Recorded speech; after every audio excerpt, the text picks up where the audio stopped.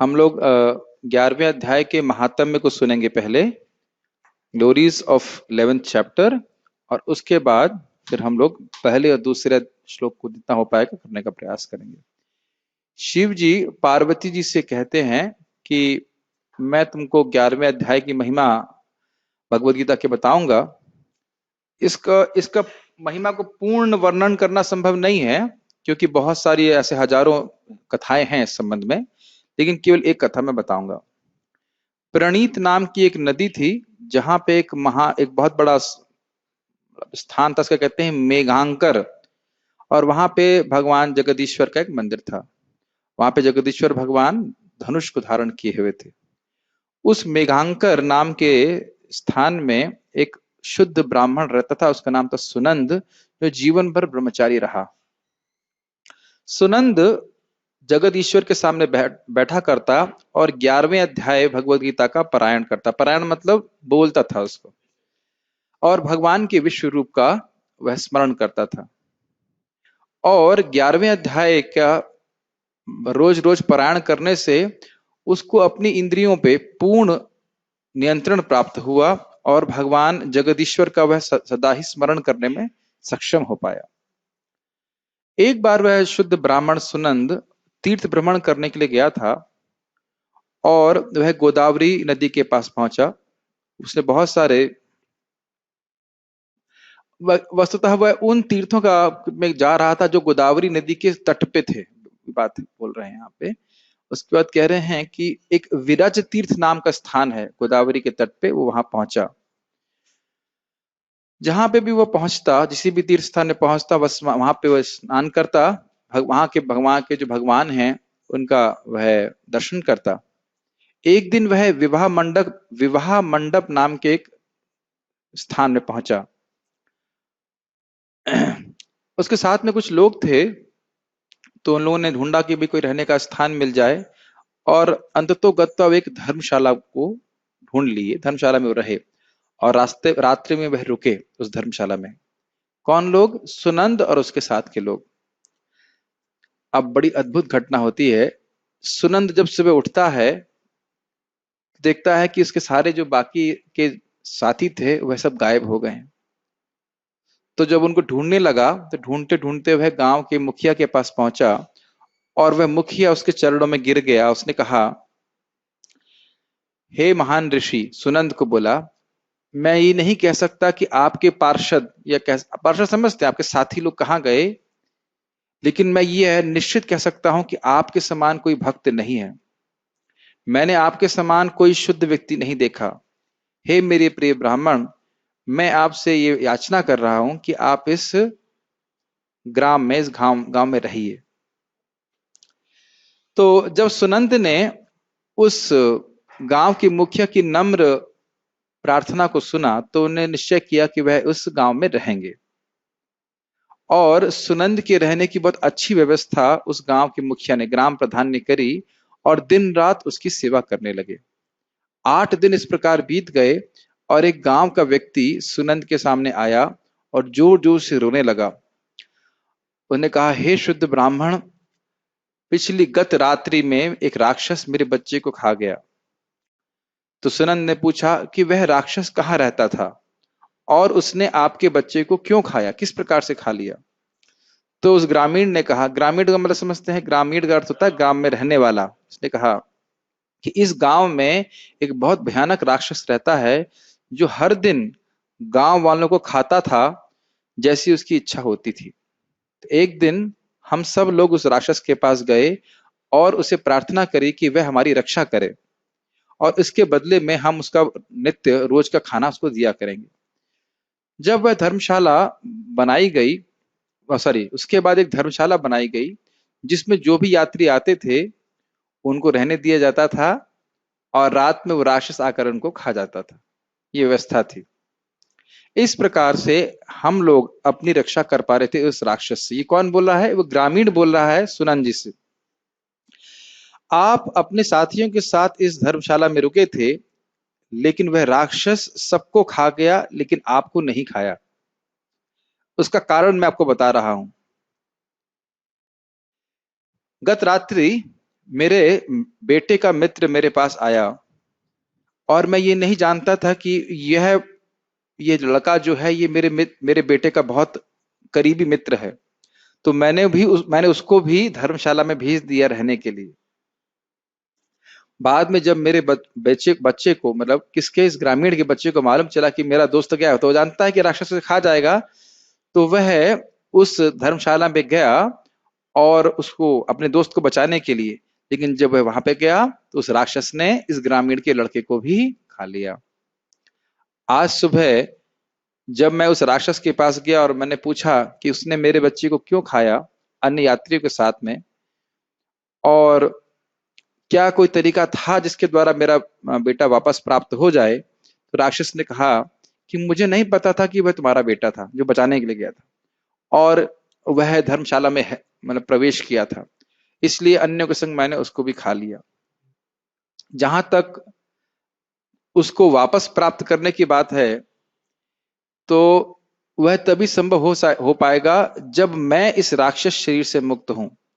और राक्षस शरीर से तभी मुक्त हो सकता हूं, उस व्यक्ति की कृपा से मुक्त हो सकता हूं जो रोज 11वें अध्याय भगवत गीता का पारायण करता है।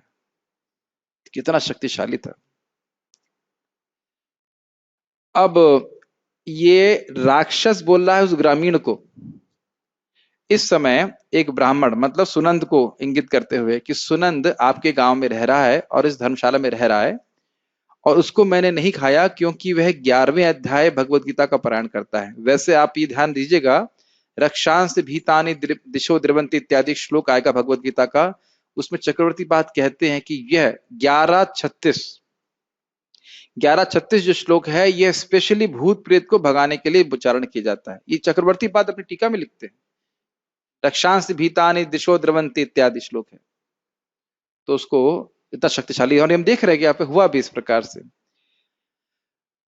तो यदि वह नित्य रूप से 11वें अध्याय भगवत गीता का पारायण करता है और 7 बार पारायण करता है, उसके बाद मुझ पे जल छिड़क देता है, तो मैं इस राक्षस शरीर के शाप से मुक्त हो जाऊंगा। सुनंद ने उस ग्रामीण से पूछा, उस व्यक्ति ने ऐसा कौन सा पाप किया था कि उसको राक्षस का शरीर प्राप्त हुआ? तो उस ग्रामीण ने बोला, कथा याद हो और समझ पा रहे ना? ठीक है। तो ग्रामीण ने बोला कि बहुत समय पहले इस गांव में एक किसान रहा करता था।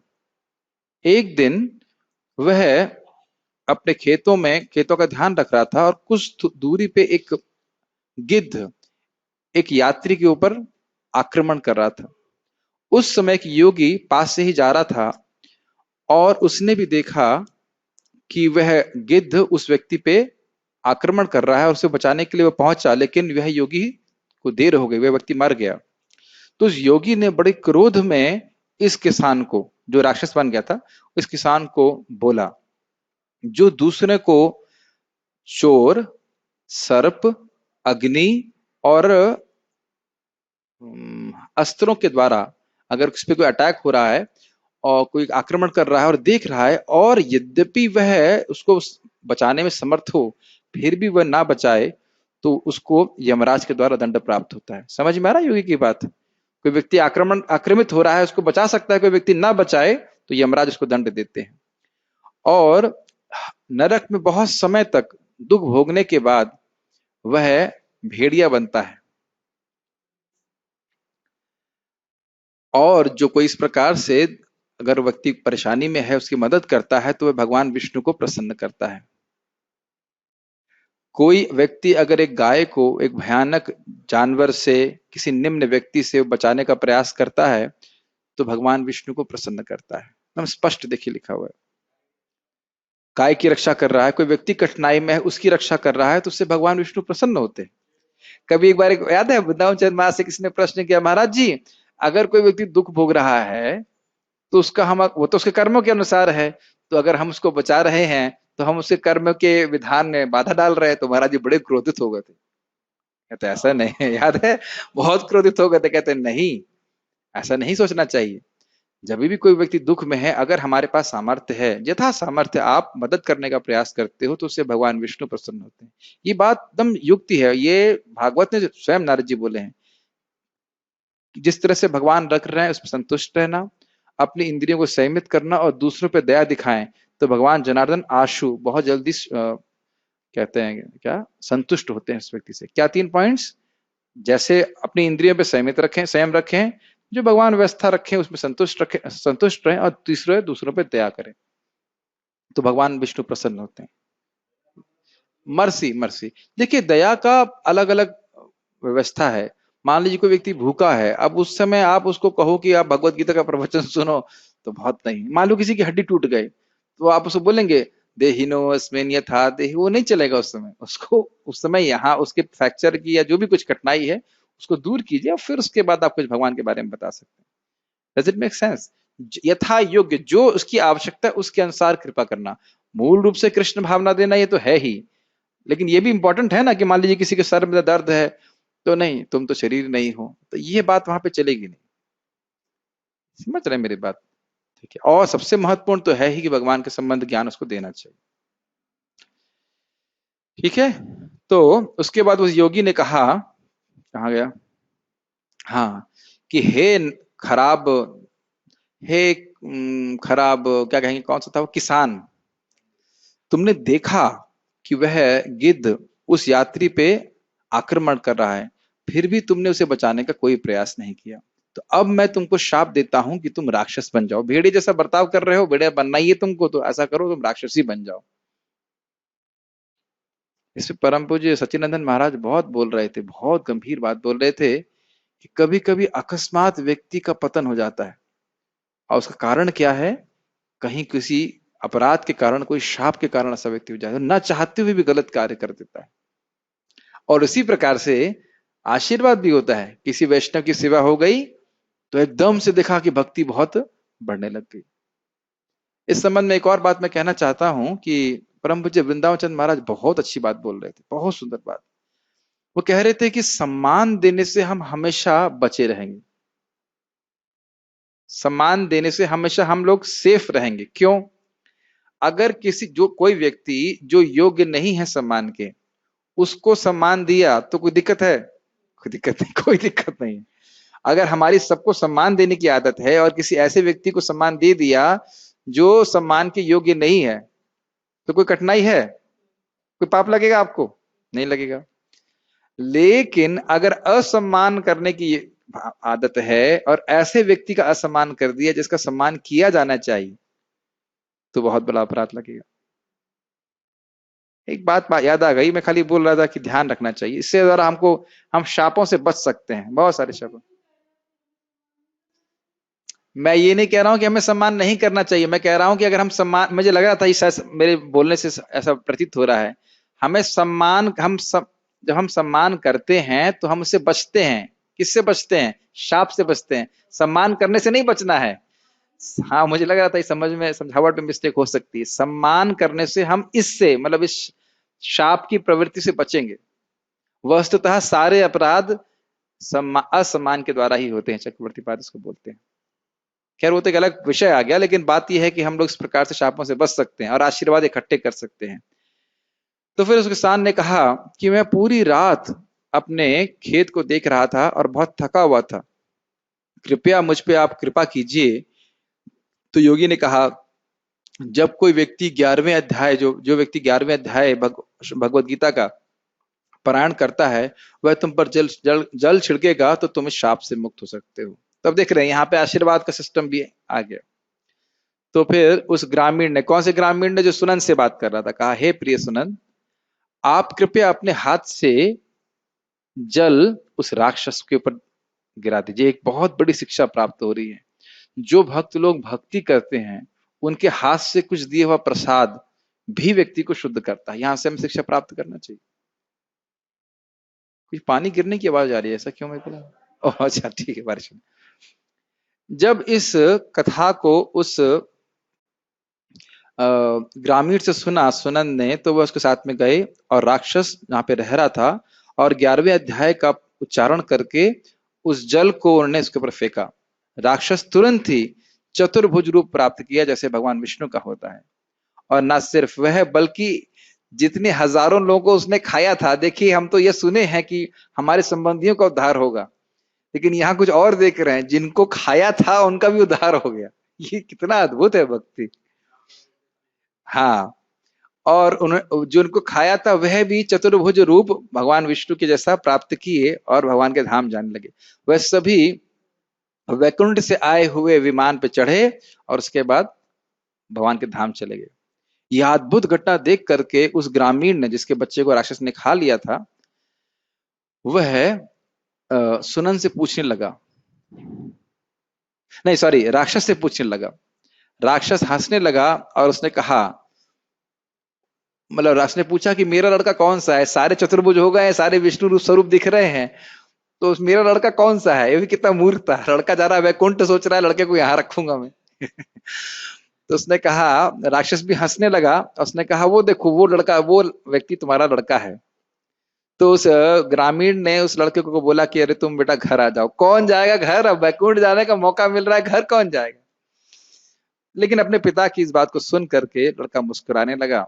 उसने कहा, बहुत अच्छी बात, ये आप लोग और जगह भी सुन चुके हैं, कई बार मैं आपका बेटा बना हूं और आप मेरे बेटे बने हैं। ठीक है, मैं आज एक शुद्ध भक्त सुनन की कृपा से इस जन्म मृत्यु के चक्र से मुक्त होकर भगवान विष्णु के धाम पे जा रहा हूं। तो इसलिए हे मेरे पिताजी, आप भी सुनंद के चरण कमलों का आश्रय लेकर के उनसे 11वें अध्याय भगवद गीता को सुनिए, और इस प्रकार आप भगवान विष्णु के धाम को प्राप्त कर सकेंगे, इसमें कोई संशय नहीं है। भगवान कृष्ण के श्रीमुख से ये सुंदर वचन, अमृतमय वचन कुरुक्षेत्र के युद्ध क्षेत्र में निकला,